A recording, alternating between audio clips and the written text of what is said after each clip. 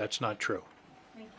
That was one of our questions, and it's not true, and it's also not true that the Greenlandic defense consists mostly of sled dogs. We met yesterday with the Joint Arctic Command, and they have significant resources, and between the Kingdom and Greenland, there's I think $14 billion of national security investment taking place in this country. So the two statements that somehow Chinese and Russians were circling the island, were present in the oceans, our information is that that's not true, and that the security arrangements are very strong and getting stronger. Sir. Greenlandic Broadcasting Corporation. I have a question for you, Senator Murkowski. Why don't we see more Republican senators express your view and visit Greenland, as you said to us a couple of months ago? I'm going to encourage all senators, all members of the Congress to visit Greenland to understand better not only Greenland, but again, how this trans-Arctic alliance is so significant to us in the United States. You're asking about specific party. I was with a delegation in Copenhagen just a couple weeks ago. There were a couple Republicans on that visit. There is there's just a demand on time. We get that. But I will also speak to the fact that there are some members of my party who don't want to be seen as engaging in anything that might be viewed as contrary to President Trump's initiative or desire, and so who may not be speaking out publicly on the issue of Greenland specifically. But I will tell you, I have had more than my share of conversations with fellow Republicans who have said there is a red line when it comes to occupying, owning, controlling, taking over Greenland. Greenland, again, is our friend. They are our ally. We are a NATO partner. We do not take over. We do not invade our NATO allies. And so, while they may not have come out with strong statements, they have made clear to me that to them that is a red line. I'm going to encourage them that they need to be more vocal in reinforcing that, because this should not be a partisan issue.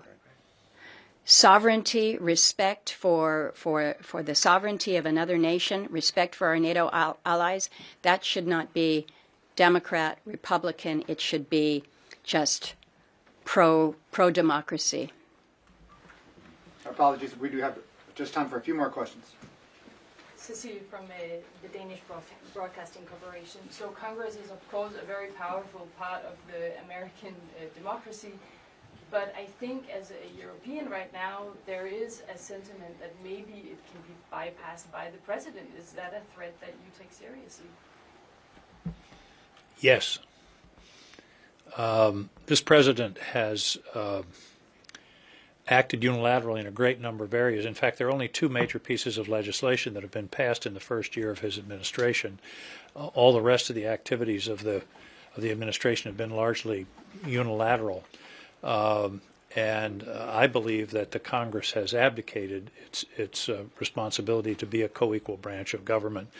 And this is something that's going to be worked through as we work into the remainder of this administration, and particularly we have midterm elections coming up in something like 9 months. I think the people will have something to say about that. The framers of our Constitution very deliberately separated power because of their concern, based upon human nature, that when power is concentrated in one set of hands, it will almost inevitably be abused. And we have been unfortunately living that for some time now, and proving the framers' wisdom day by day. But it's time for, I believe, for the Congress to reassert itself, not necessarily because it disagrees with the president's priority, but because the separation of powers is a fundamental it's not a bug in our system. It's a fundamental feature of our system, which frankly I believe our Congress has not lived up to that responsibility. But again, the answer to your question is yes. Keep in mind that the Congress is there, the executive is there, but the judiciary, the judicial branch is extraordinarily important in this regard. And I'll give you a specific case in point that relates directly to the situation here with Greenland. You'll recall prior to the president making this statement as he did in Davos, where he took off the table this notion that there could potentially be a military takeover, military use of force with Greenland. It was the discussion of tariffs, wasn't it? He was going to impose tariffs arbitrarily on those countries that had sent individuals, even if it was just two members of their military, to come to Greenland for what? To provide for additional security. So it was seemingly inconsistent as to why he was imposing them, other than to assert his level of influence. The problem that he has with that is that his ability to exert tariffs in this way has been challenged not only in the Congress, where myself and a good handful of other Republicans challenged that, but more importantly by the courts. And that is in the process of going through the Supreme Court now.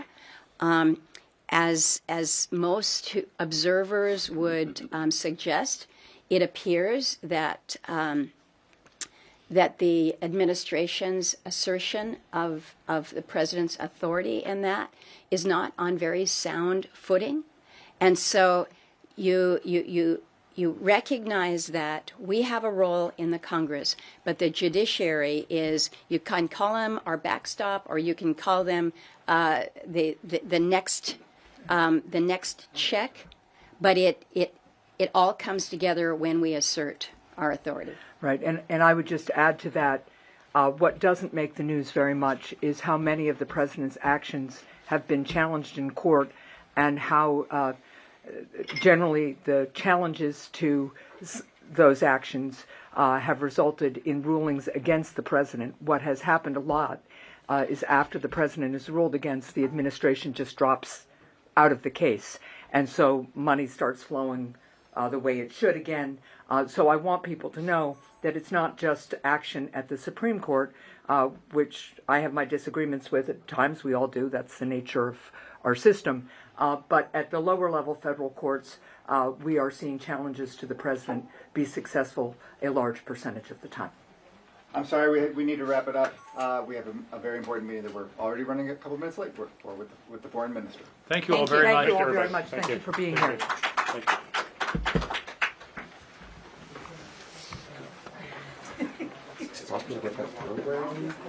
Email? Yeah. Let me do it from our flight. Great. You Thank can you. email me. Okay? Email Thank me you. so I'll just hit reply. Okay, thank you. And when are you flying?